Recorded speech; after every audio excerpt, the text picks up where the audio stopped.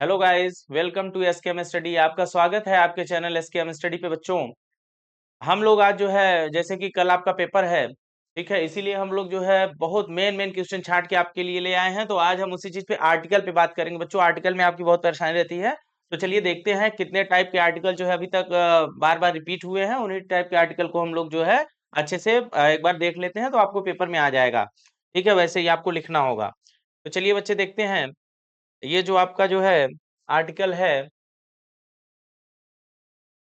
हाँ, चलिए देखिए किस किस चीज पे है। तो demerits of dowry system, science in the service of mankind, ये unemployment in India and its solution, और जैसे इंपॉर्टेंस ऑफ डेमोक्रेटिक वैल्यूज। ठीक है, तो आप जो है बहुत सारा चीज जो है देख सकते हैं। तो यहाँ पे देखिए और है, डाउरी सिस्टम है, योर विजन इन, अच्छा डाउरी सिस्टम रिपीट हो गया है। ठीक है, मदर का प्लेस क्या सोसाइटी में, ये सब सारी चीजें हैं। तो चलिए पहला जो है हमारा, ज्यादा हम बात नहीं करेंगे, अपने टॉपिक पे चलेंगे। जो पहला है बच्चों, ठीक है, हाँ उस पे आ जाते हैं। पहले वाले पे देखो, demerits of the dowry system. Dowry system के डिमेरिट्स क्या है, इसके बारे में आर्टिकल लिखना है आपको। तो कैसे लिखेंगे आप?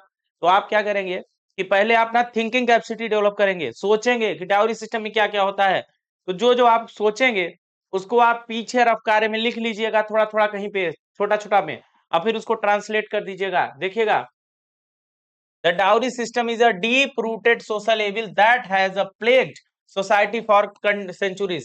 भैया जो डाउरी सिस्टम है, ये अपनी बहुत गहरी जड़ बना हुए है। कहाँ में? सामाजिक जो है राक्षस की तरह है ये, और बहरी बहुत गहरी जड़ें इसकी हैं। और यह जो है, जो सोसाइटी है उसको सेंचुरीज में, मतलब कि ये बहुत सालों से जो है समाज में मतलब जड़ें बनाए हुए है, जो कि इसको पीछे भी ले जा रहा है समाज को अपने। देखिएगा, प्राइमरीली, प्रायः या प्राथमिकता या प्रथम दृष्टया, it reduces the institution of marriage to a mere business transaction where the bride's worth is measured by the wealth she brings rather than her virtues or education।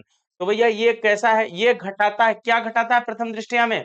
जो इंस्टीट्यूशन, जो मैरिज होता है, विवाह होता है, उसके वैल्यू को ये घटाता है, डाउन करता है। इसमें जो है एक बिजनेस की तरह ये कार्य करता है। जैसे कि जो कन्या पक्ष वाले होते हैं, ब्राइड के पक्ष वाले होते हैं, उनके ऊपर एक जो है ब्राइड को इस दृष्टिकोण से देखा जाता है, उसकी एजुकेशन और उसका वर्च्यू क्वालिटी, ये सब नहीं देखा जाता है। वो देखा जाता है वो कितना धन लेके आ रही है, जितना धन के लेके आ रही है उसी हिसाब से उसको ट्रीट किया जाता है। This practice places an immense financial, तो ये जो प्रैक्टिस है ना, ये मतलब कि बर्डन, फाइनेंशियल बर्डन करता है किसके ऊपर? जो ब्राइड की फैमिली होती है, परिवार होता है उसका। often leading to crushing debt, bankruptcy और the liquidation of life saving. तो भैया जो मतलब कि हमारा जो ब्राइड के पक्ष वालों का जो पैसा होता है, ठीक है, या उनका जो फाइनेंशियल आता है ये समस्या, उनको कर्ज के तले दाब देता है, या बैंकरप्सी, उनके ऊपर सब चीज खत्म हो जाता है, जो पैसा रुपया उनके पास रहता है, या उनका जो लाइफ सेविंग, जो जीवन भर के लिए उन्होंने बचा के रखे हैं कुछ बचत करके, वो एकदम जो है पानी की तरह बह जाता है। फिर उनके पास बड़ा दिक्कत होता है आगे चल के अपना जीवन यापन करने के लिए। देखिएगा फर्दर मोर, उसके आगे, the dowry system is a catalyst for violence. जो डाउरी सिस्टम है, ये वो जो वायलेंस है उसमें उत्प्रेरक का काम भी करता है। तो भैया किसी को उद्दीपन का काम करेगा, कि अगर वायलेंस जो होते हैं ज्यादातर देखा गया है तो डाउरी से रिलेटेड होते हैं। डाउरी अगर अच्छी मिली है तो वाह वाह, नहीं मिली है तो फिर वायलेंस करने पे भी लोग जो है, कई परिवारों में ऐसा देखा जाता है। It has led to heinous crime such as domestic abuse. यह बहुत ही घिनौने जो है क्राइम में तब्दील हो जाता है, कि जैसे डोमेस्टिक अब्यूज हुआ, ठीक है, घरेलू हिंसा हुई भैया, एसिड अटैक वगैरह हो गया, या तो ब्राइड बर्निंग, या दुल्हन को जो जला देते हैं। When demands for more money, जब ज्यादा डिमांड की बात करते हैं और नॉट मेट, और पाते नहीं हैं, तब ऐसा ये लोग हरकत करते हैं। It also encourages gender discrimination. यह जो है हमेशा किसको बढ़ावा देता है? जो असमानताएं हैं, लिंग असमानताएं हैं, डिस्क्रिमिनेशन है लिंग के खिलाफ। जैसे भैया मेल है तो फीमेल के खिलाफ डिस्क्रिमिनेशन होता ही है।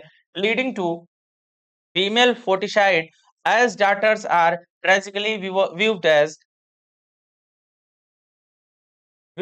economic liabilities।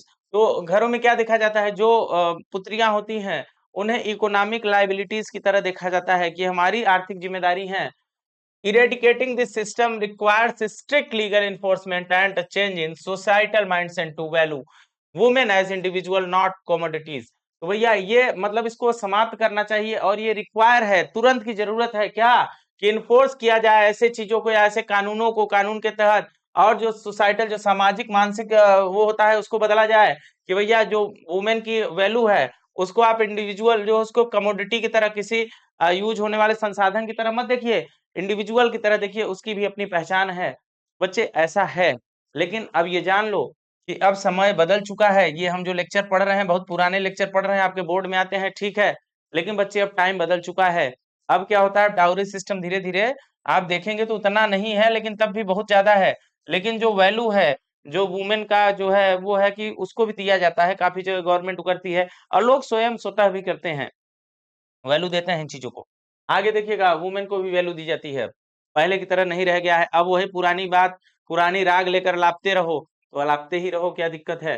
ठीक है, प्रेजेंट टाइम के हिसाब से चीजें बदलनी जरूरी है, देखा जाना जरूरी है कि इस समय समाज कहाँ पे है, क्योंकि आप अगर पुराने हिसाब से चलेंगे तो फिर चल चुका।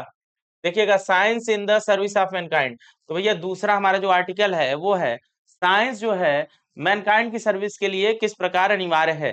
ठीक है, मतलब मैनकाइंड की सर्विस किस प्रकार कर रहा है, मानव मात्र की सेवा के लिए है। देखो, science has revolutionised human existence, science जो है उसने रिवोल्यूशन ले आ दिया है ह्यूमन के एक्सिस्टेंस में। कैसे ट्रांसफॉर्म कर दिया है द वे वी लिव, जिस प्रकार से हम जीते हैं, जिस प्रकार से हम काम करते हैं, जिस प्रकार से हम मिलते हैं एक दूसरे को। देखिएगा, it has been the greatest servant of mankind, यह मैनकाइंड का ग्रेटेस्ट सर्वेंट है भैया। कौन? साइंस। क्या करता है ये? लिफ्टिंग सिविलाइजेशन, सिविलाइजेशंस को क्या करता है? अपलिफ्ट करता है, ऊपर उठाता है। ठीक है, अच्छे तौर तरीके डार्कनेस ऑफ इग्नोरेंस, जो इग्नोरेंस का डार्कनेस है, अंधकार है, वहां से निकालता है और कहाँ ले जाता है? लाइट ऑफ नॉलेज, ज्ञान के जो है प्रकाश में लेके जाता है ये आपको। In the field of medicine, अगर हम मेडिसिन की बात करें, ठीक है, तो वहां देखा जाए science has conquered deadly disease, तो साइंस ने बहुत घातक घातक बीमारियों पे जीत पाई है। इंक्रीज लाइफ, और जिससे जीवन हमारा जो है बढ़ा है, एक्सपेक्टेंसी जीवन की बढ़ी है, पहले 60 साल मरते थे, अब 80 मर रहे हैं। And improve the quality of life through advance surgery and pharmaceuticals, और जीवन को इम्प्रूव कर दिया है, अच्छा बना दिया। कैसे?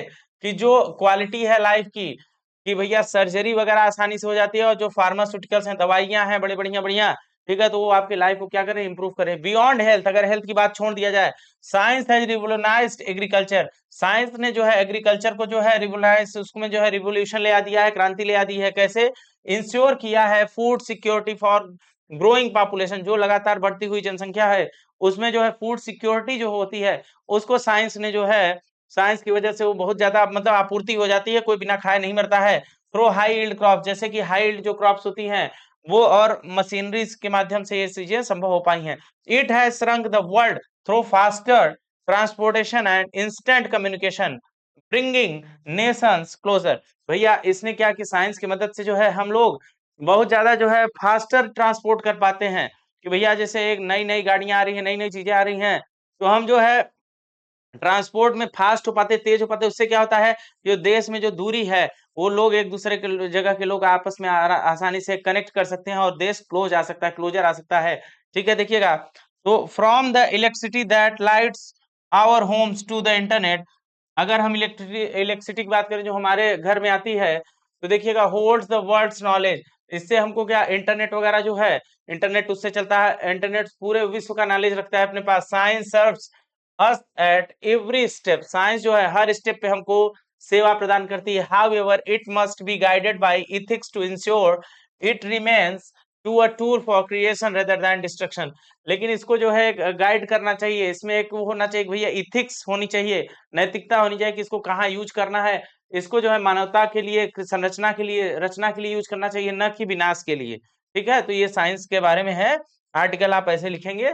ठीक है, उसके बाद देखिएगा unemployment in India and its solution, तो भैया अनएम्प्लॉयमेंट जो है इंडिया में ये क्या है और इसका सॉल्यूशन क्या है। तो unemployment is one of the most pressing challenges facing India today, India जो आजकल झेल रहा है सबसे बड़ा चैलेंजेस में से एक तो क्या है? अनएम्प्लॉयमेंट, बेरोजगारी है। Despite a growing economy, growing मतलब बढ़ती हुई इकोनॉमी के देखा जाए उसके बावजूद a significant portion of the youth remains jobless, बहुत सारे जो है, जो यूथ है हमारे, ठीक है, युवा है, वो इसके बावजूद भी बेरोजगार हैं या अंडर एम्प्लॉयड हैं, या जो है काम ढंग से नहीं मिलता है इनको।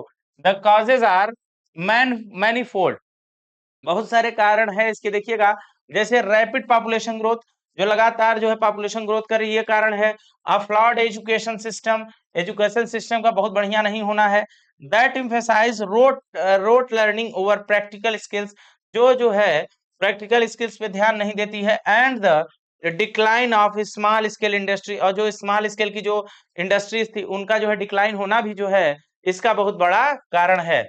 उसके बाद देखिएगा, टू सॉल्व दिस, इसको सॉल्व करने के लिए अ मल्टी प्रोन्स्ड अप्रोच होना चाहिए, जैसे नेसेसरी अनिवार्य है, जैसे first the education system must be revamped to focus on vocational training and skill development, making student job ready. भैया सबसे पहले आपको क्या करना होगा, जो एजुकेशनल जो है चीजें हैं, सिस्टम है, उसको बदलना होगा, रिवैम्प करना होगा, और फोकस करना होगा कि वोकेशनल ट्रेनिंग ज्यादा दी जाए, बोलने की जो है कला दी जाए, स्किल दिया जाए, डेवलपमेंट किया जाए, स्किल डेवलपमेंट किया जाए, जिससे स्टूडेंट जो है जॉब रेडी हो पाए, rather than just a degree holder, न कि वो जस्ट एक डिग्री लेके रहता हो। ठीक है, फर्क नहीं पड़ता। The government must encourage entrepreneurship bye simplifying loan, government को क्या करना चाहिए, इनकरेज करना चाहिए, बढ़ावा देना चाहिए, जो नए नए उद्योग जो है डालने की कोशिश कर रहे हैं उनको, कि सिंप्लीफाई कर देना चाहिए लोन वगैरह प्रोसेस इसका, फॉर स्टार्टअप के लिए।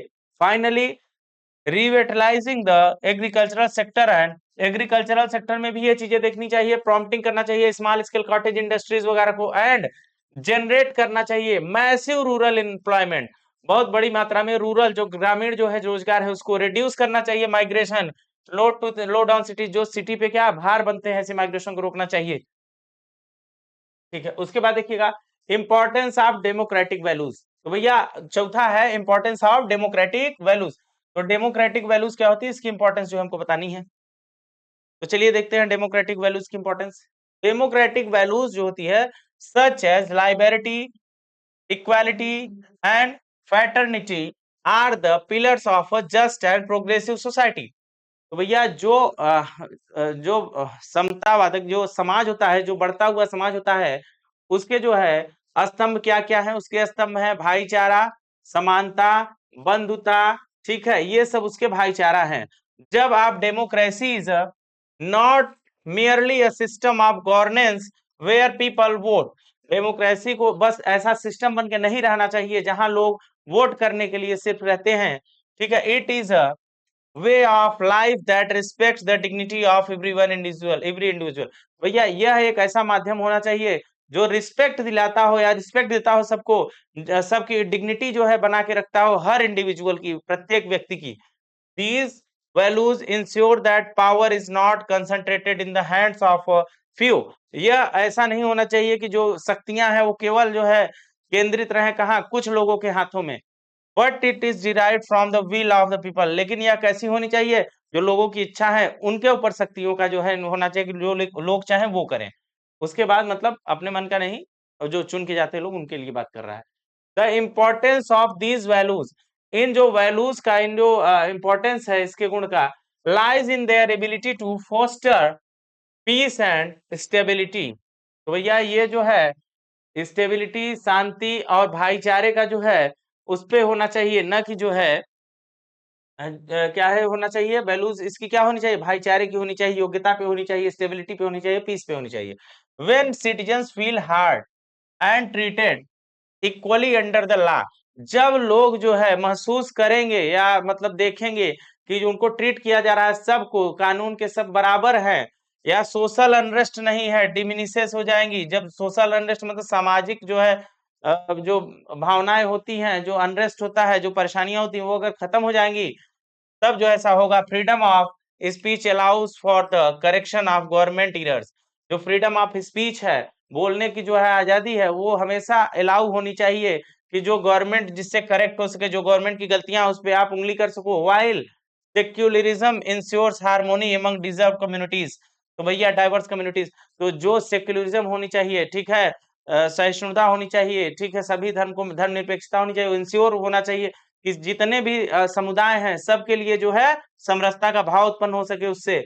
अप होल्डिंग डेमोक्रेटिक वैल्यूज को पकड़ते हुए या उसके साथ में, essential to prevent tyranny and guarantee human rights for all. और जो है इन सब को पकड़ते हुए भैया डेमोक्रेटिक वैल्यू को वैल्यू देते हुए ये ध्यान रखना है, प्रिवेंट करना है कि जितने भी आपको गारंटी देनी है कि जितने भी ह्यूमन राइट की वैल्यू है, मानव के बारे में जो अधिकार है वो सबके लिए बराबर और सुरक्षित रह सकें। कानून के समक्ष समानता होनी चाहिए। ऐसा पॉसिबल नहीं होता है। ठीक है, कानून के समक्ष सब समान नहीं हो पाते हैं। भैया डाउरी सिस्टम हो गया है, डबल आ गया था, कोई बात नहीं। चलिए डाउरी सिस्टम के बाद योर विजन इन लाइफ पे आते हैं। ठीक है, योर विजन इन लाइफ, कि लाइफ में आपका विजन क्या होना चाहिए। तो my vision in life extend beyond personal success, कि जो मेरा विजन है लाइफ को लेकर वो पर्सनल सक्सेस से इतर है। मतलब उसके अलावा क्या है, देखिएगा ये बच्चा बताएगा। इट सेंटर्स, या केंद्रित है किस बातों पर, on becoming a catalyst for positive changes.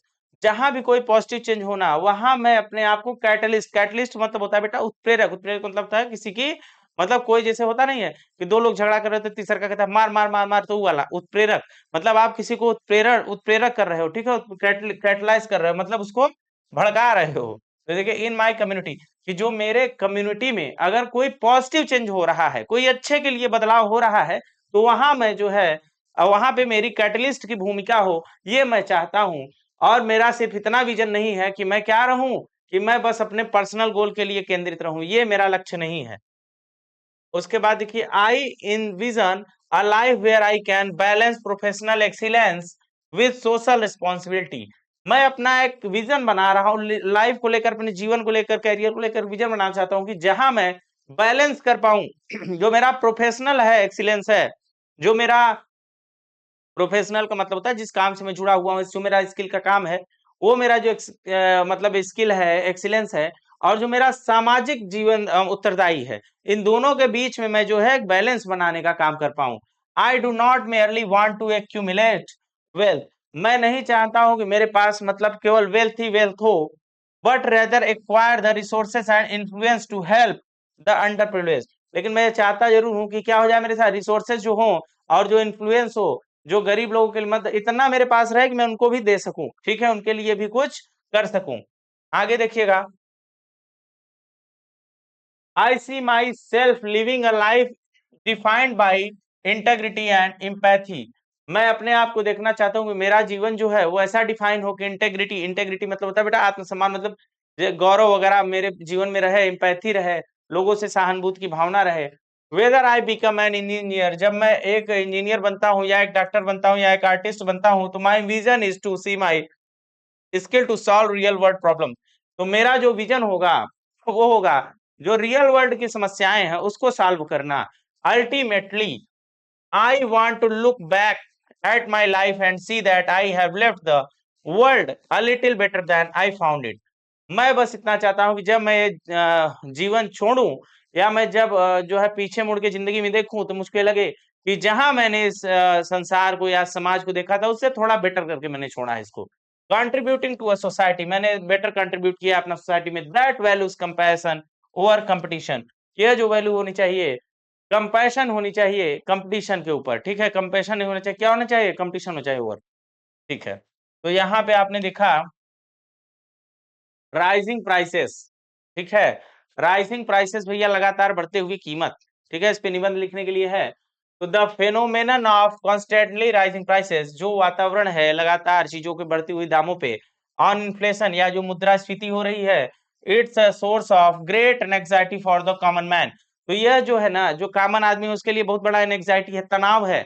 It erodes the purchasing power of the currency, यह जो है इरोड्स मतलब खत्म कर देता है, परचेजिंग पावर जो है करेंसी की उसको खत्म कर देता है। तो क्या होता है, making it difficult for middle and lower income families, तो यह कठिनाई भरा हो जाता है जो मिडिल इनकम वाली फैमिली है या लोअर इनकम वाली फैमिलीज हैं उनके लिए।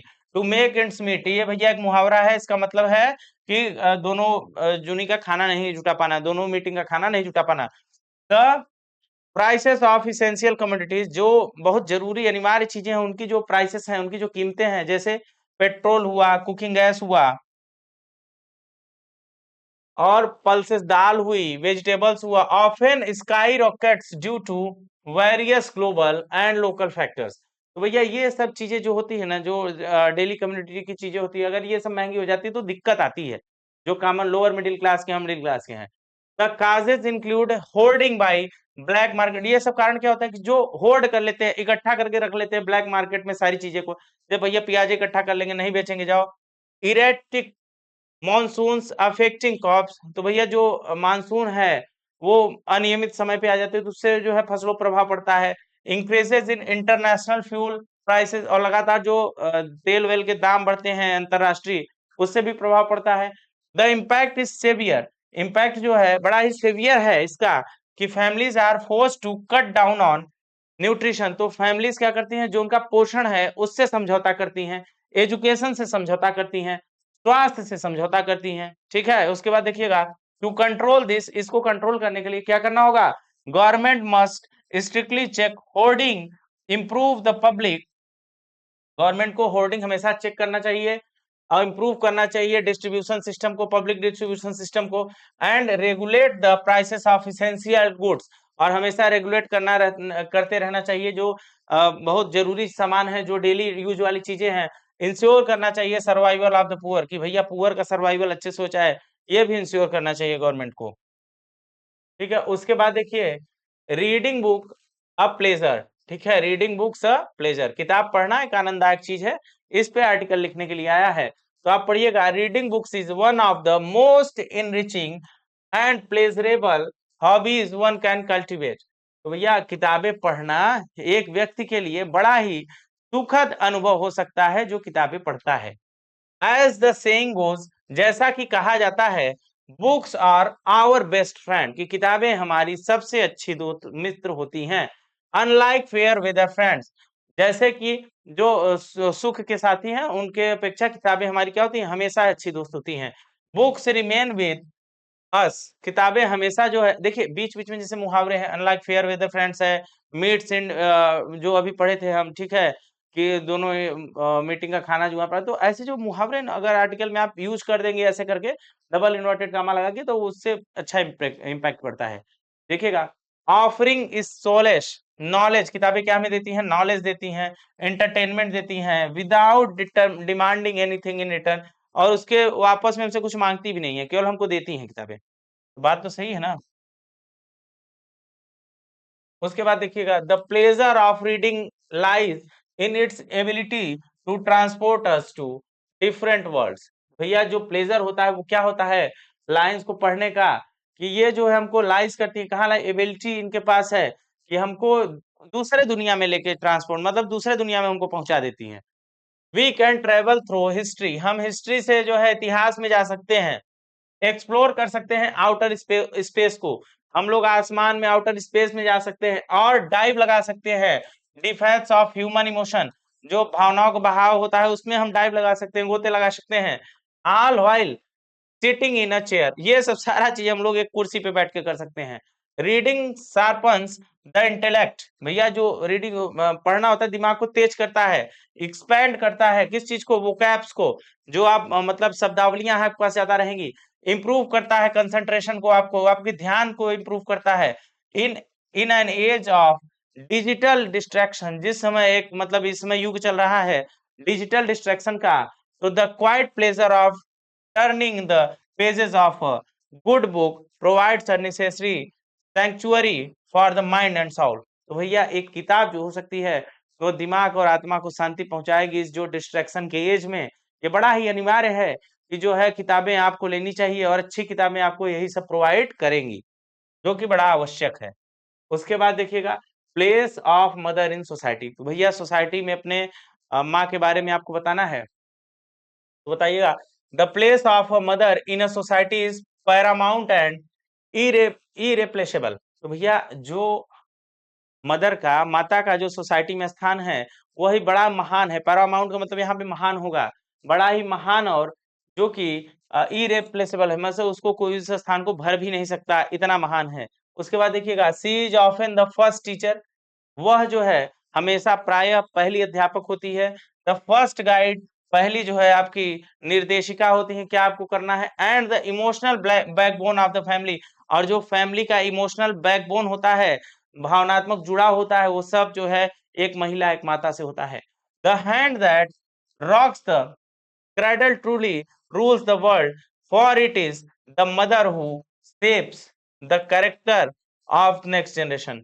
यह माता ही होती हैं, ठीक है, उन्हीं के हाथों से बड़ी बड़ी चट्टानें जो होती हैं वास्तव में संसार की बड़ी बड़ी चट्टानों को आकार देती हैं, जो आगे चल के संसार को जो है शासन करते हैं। और ये सब संभव हो पाता है, ये जो माताएं जो है उनको शेप देती हैं, जो उनको आकार देती हैं, उनका चरित्र का निर्माण करती हैं आने वाले जनरेशन के लिए भी, ठीक है, इसीलिए ये चीजें संभव या पॉसिबल हो पाती हैं। आगे देखिएगा, हर कंट्रीब्यूशन इज नॉट लिमिटेड। उसका जो मतलब कंट्रीब्यूशन है, कंट्रीब्यूशन मतलब कुछ देने की क्षमता है, वो कभी लिमिटेड नहीं है टू द होम कि भैया बस आपके घर तक लिमिटेड है।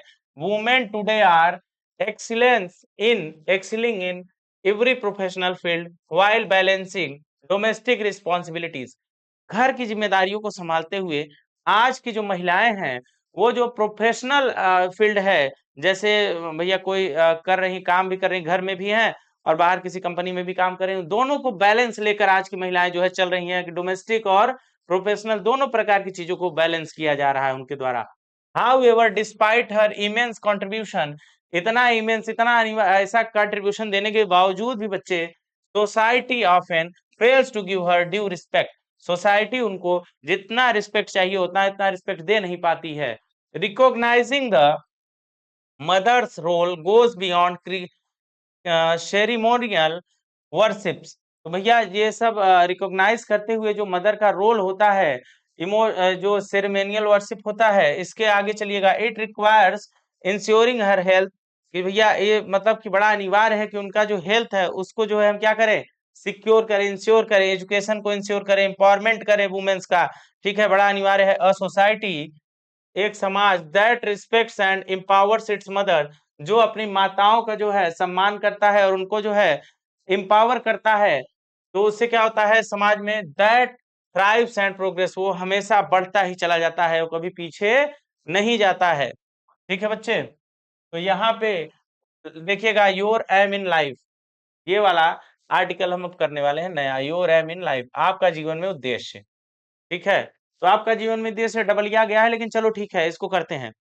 देखिएगा, every individual must have a definite aim in life to provide direction and motivation. भैया सब व्यक्तियों का एक फिक्स मतलब एक निश्चित उद्देश्य होता है जीवन को लेकर, कि हमको किस डायरेक्शन में जाना चाहिए, मतलब होना चाहिए, ये कह रहा है कि हर व्यक्ति का होना चाहिए एक निश्चित उद्देश्य अपने जीवन में आगे जाने का, मोटिवेट होने का, जिससे उनको पता चले कि हम इस चीज के लिए मोटिवेट रहे और वो जीवन में पढ़ते रहें। My aim in life is to become a teacher, मेरा जो उद्देश्य है जीवन में वो टीचर बनने का है। I believe that education is the most powerful weapon, मुझको भरोसा है कि एजुकेशन जो है वो बहुत ही मोस्ट पावरफुल वेपन है टू चेंज द वर्ल्ड, कि संसार को बदलने के लिए, and the teacher are the architect of that changes, कि भैया और जो अध्यापक होते हैं ये इस बदलाव के आर्किटेक्ट होते हैं, मतलब बनाने वाले होते हैं। उसके बाद देखिएगा, I do not wish to be a teacher merely to earn a livelihood, मैं नहीं चाहता हूं मैं ऐसा एक टीचर बनूं जो सिर्फ अपने लाइवलीहुड के लिए जिंदा रहे, but to ignite young minds, मैं जो है यंग माइंड्स हैं, जो माइंड्स है हमारे देश के होने वाले, उन बच्चों को ऐसे पढ़ाऊं, इग्नाइट हो मतलब उनमें क्या हो, ज्वाला हो, वो आगे काम करें। I want to make learning a joy rather than a burden, मैं चाहता हूं कि लर्निंग जो रहे एक जॉय बन के रहे, ना कि जो है बर्डन बन के रहे। Helping students discover their true potential, और स्टूडेंट की मैं मदद करूं कि जो उनका ट्रू पोटेंशियल है वो बाहर निकल के आए। In a country like India, एक भारत जैसे देश में, where literacy is still a hurdle, जहां पे साक्षरता अभी भी एक बाधा बनी हुई है। Dedicated teachers are the need of the hour, dedicated teachers जो हैं अपने काम के प्रति जो समर्पित टीचर्स हैं उनकी जो है इसमें बहुत जरूरत है। By shaping responsible and knowledgeable citizens, जिससे वह जो है उत्तरदायी और ज्ञान के जैसे नॉलेजेबल सिटीजन्स का जो है शेप कर सके। I believe I can make the most significant contribution to my nation, मुझको उम्मीद है कि मैं जो है ऐसा जो है कंट्रीब्यूशन अपने देश को दे पाऊंगा। ठीक है बच्चे, यहाँ पे खत्म हो गया आपका आर्टिकल। इतने आर्टिकल हैं और इतने आर्टिकल अगर आप मन लगा के पढ़ लेते हैं तो आपका पूरा काम कल हो जाएगा। ठीक है, स्वस्थ रहिए, मस्त रहिए, खुश रहिए, गुड बाय।